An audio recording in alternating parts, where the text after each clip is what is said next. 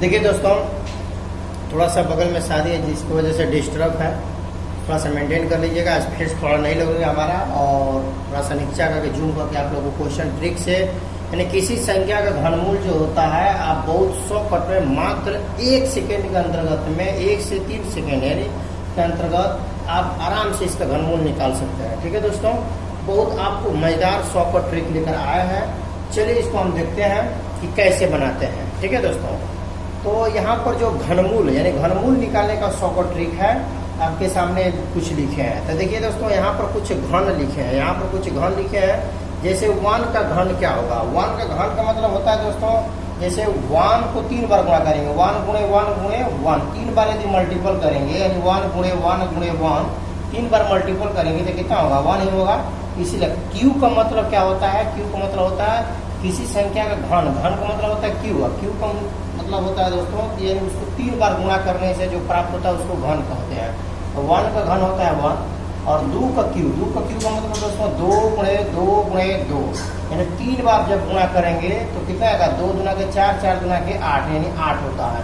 3 का घन इसी तरह 3 गुणे 3 गुणे 3, 3 बार में 3 के 9 और 9 27 यानी 3 का घन कितना होता है दोस्तों? 27। उसी तरह 4 का घन 64, 5 का घन 125, 6 का घन 216, 7 का घन 343, 7 का घन 343, 8 का घन 512, 9 का घन 729 और 10 का घन 1000 होता है दोस्तों। ठीक है, तो यदि घन इतना याद रहेगा तो आराम से आपको ये जो जितना हम आपको दिए हैं यानी परफेक्ट क्यू है इसका आराम से हम लोग घनमूल निकाल सकते हैं दोस्तों। ठीक है, कुछ घन संख्या लिखा गया है और उसको हम घनमूल निकालेंगे।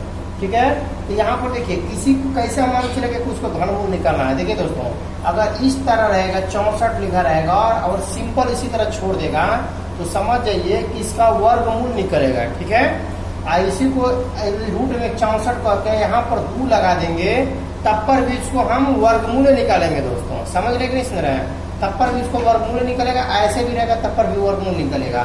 लेकिन यहाँ पर 3 जब दे देगा, 3 लिख देगा तो घनमूल निकालेंगे दोस्तों, इसका घनमूल। ठीक है, यानी घनमूल क्या होगा?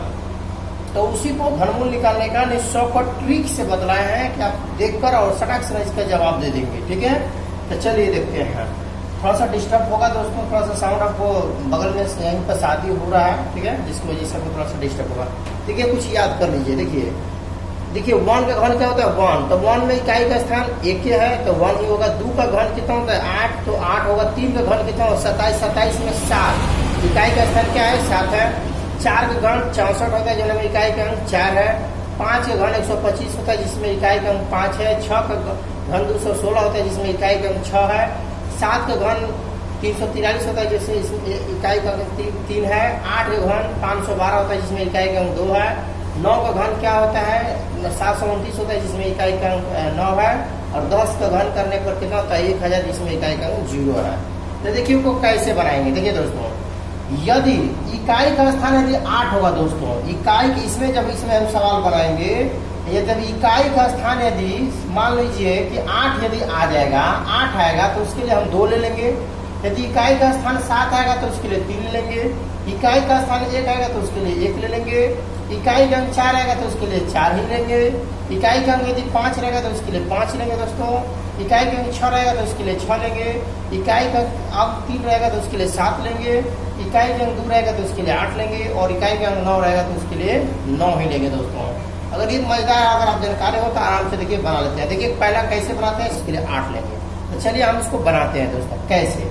2-3 को लगातार बनाएंगे, इसके बाद आप लोग को फुल क्लियर हो जाएगा। ठीक है, देखिए लास्ट में इकाई का स्थान क्या है? इसमें 3 है, तो इसमें ढूंढिए 3 क्या है?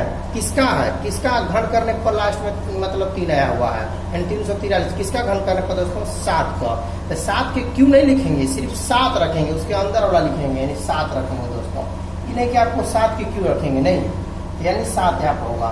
इसके बाद यहाँ पर क्या रूल ये है कि यहाँ पर लास्ट में इसकी लास्ट में इकाई का स्थान 3 है, यहाँ पर देखिए 3 है तो 3 के लिए हम क्या लिखेंगे? 7। इसके बाद यहाँ पर घनमूल निकाल रहे हैं यानी क्यूब रूट निकाल रहे हैं, इसलिए 3 को भूल जाएंगे। 3 को यानी इसका घनमूल में ट्रिक है कि ये 3 संख्याओं को एकदम साफे भूल जाइए। तो 3 संख्याओं को एकदम भूल जाएंगे तो बचेगा 103।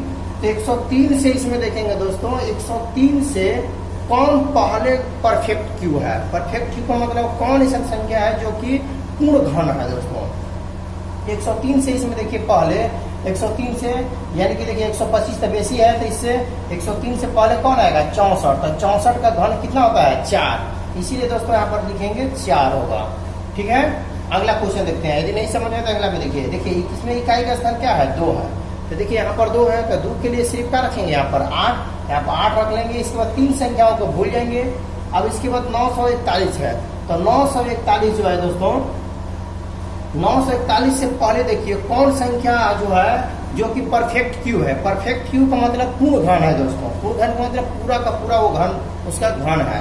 तो यानी 941 से पहले देखिएगा तो 729 जो संख्या है एक परफेक्ट क्यू है दोस्तों, यानी परफेक्ट क्यू है, यानी किसी संख्या का पूर्ण रूप से घन है, इसीलिए 729 है। यानी 741 से 941 से पहले 729 जो है परफेक्ट क्यू है।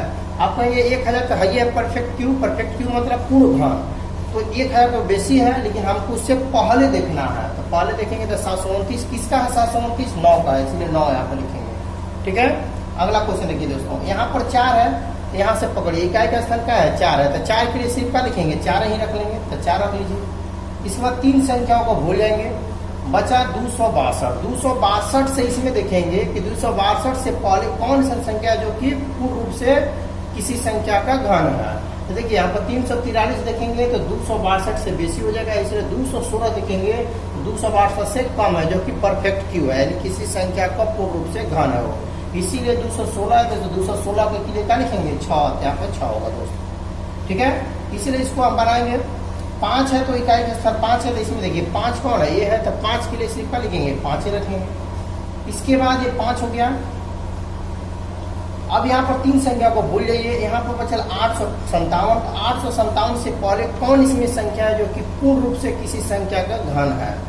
ठीक है, तो यहाँ पे देखिए 512 देखेंगे तो 857 से ढेर कम है। 729 देखेंगे तो दोस्तों 857 से अधिक चल जाएगा, इसीलिए 857 से पहले कौन सा संख्या जो कि पूर्ण रूप से किसी संख्या का घन है, तो 512। ठीक है, तो 512 इसलिए इसके लिए 8 रखेंगे दोस्तों, तो यहाँ पर 8 हो गया।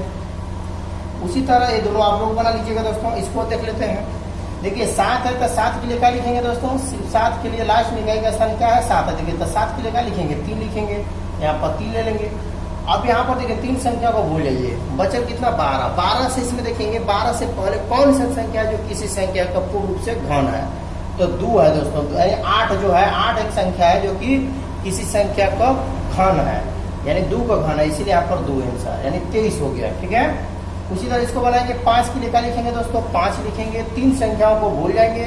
42 से पहले इसमें देखेंगे कौन सा संख्या जो कि पूर्ण रूप से किसी संख्या का घन है, तो यहाँ पर देखिए 27 जो है 64 देखेंगे तो 42 से बेसी हो जाएगा, इसलिए 27 देखेंगे किसी संख्या का पूर्ण रूप से घन है, इसलिए क्या क्या होगा दोस्तों 3 होगा। ठीक है, इसी तरह यहाँ पर देखिए 3 है दोस्तों लास्ट में इकाई का स्थान, तो देखिए 3 के लिए क्या लिखेंगे 7, तो यहाँ पर 7 रख लीजिए। अब यहाँ पर 3 संख्याओं को भूल जाइए। 185 है तो 185 से पहले कौन संख्या जो कि पूर्ण रूप से घन है, देखिए यहाँ पर 216 बेसी हो जाएगा, इसीलिए कितना लगेगा 125। 125 जो है 185 से पहले आता है जो कि किसी पूर्ण घन है, इसीलिए आप क्या लिखेंगे 5 यानी 57 होगा। ठीक है दोस्तों, इसी तरह आप लोग को जो बाकी बचा है आप लोग के लिए होमवर्क है, आप लोग बनाकर कमेंट में लिख दीजिएगा दोस्तों। ठीक है, जय हिंद जय भारत। देखिए दोस्तों यहाँ पर थोड़ा सा डिस्टर्ब है, शादी ब्याह है थोड़ा सा, इसीलिए डिस्टर्ब हो रहा है, इसलिए आप लोगों को बहुत मजेदार ट्रिक बता दी है, आप लोग अप्लाई करिएगा, इसको जरूर में जरूर बना लीजिएगा। ठीक है, जय हिंद जय भारत।